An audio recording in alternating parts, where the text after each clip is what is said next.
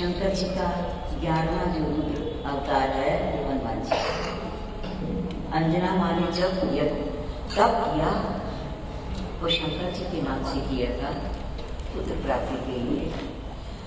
कठोर तप करने के बाद वेंकटेश्वर में पाताल गंगा है, वहाँ रह करके गंगा जल की करके किया था।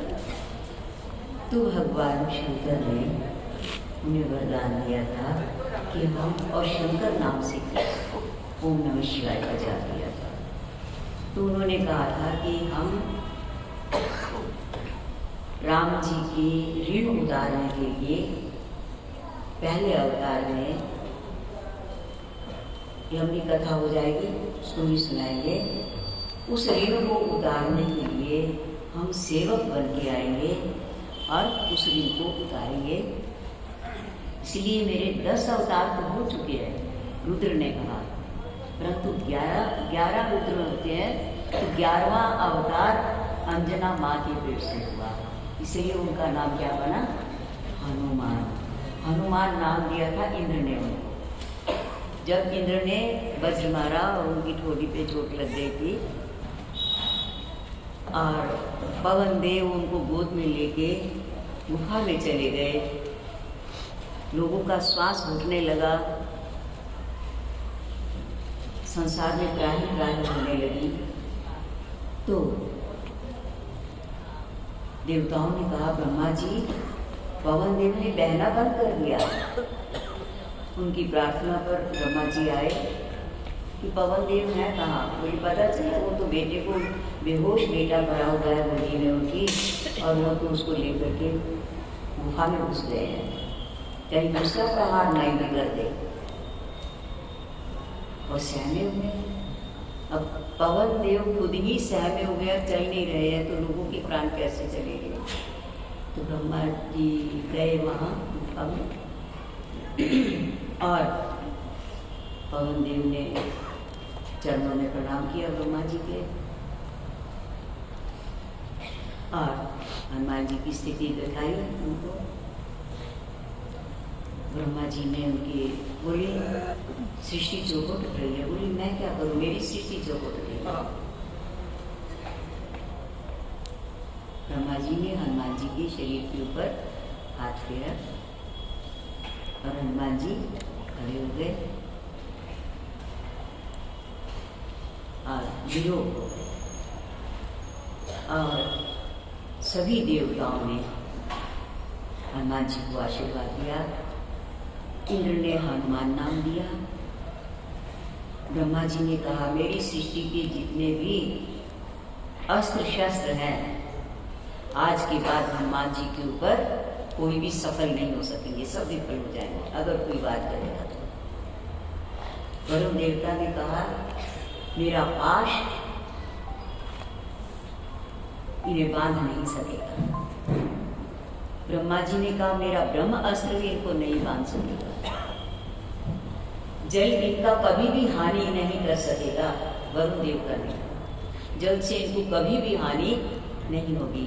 और पवन देवता तो फिर उनके पिता हैं, वो उनके द्वारा तो क्या उनकी हानि हो सकती है, पिता तो पिता ही होता है।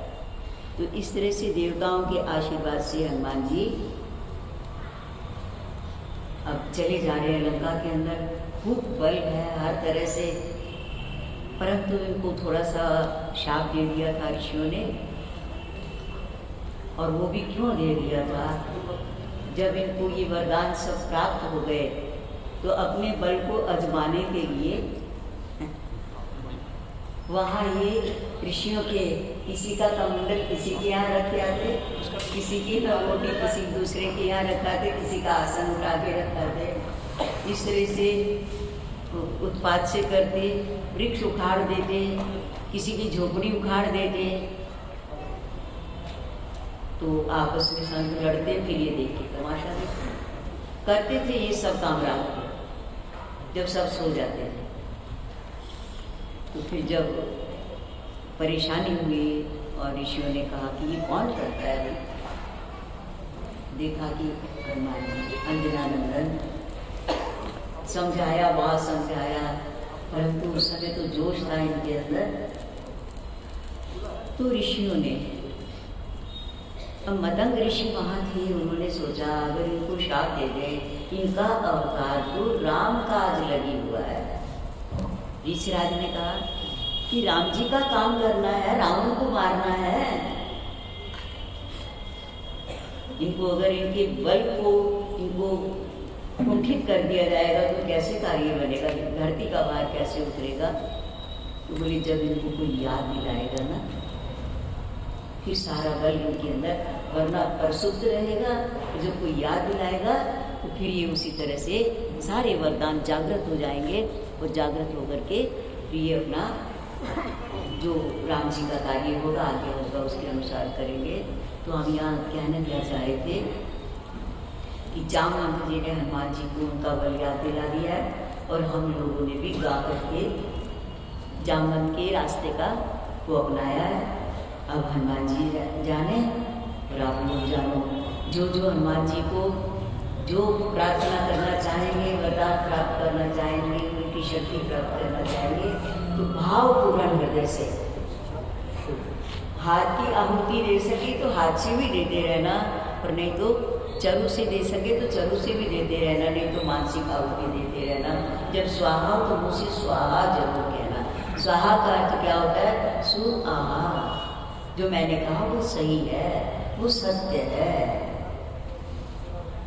मैं मिथ्या नहीं बोल रहा। स्वाहा तो स्वाहा सबने बोलना है, और चुपाई जो बोल सकते हैं वो तो भाग्यशाली नहीं है। चुपाई भी बोले, नहीं तो स्वाहा जरूर बोले, चाहे आहुति दे पाए या ना दे, इस बात का ध्यान रखना। अब हम बोलेंगे नहीं, चलेंगे आगे, बढ़ते चले जाएंगे। ओम श्री गणेशाय नमः।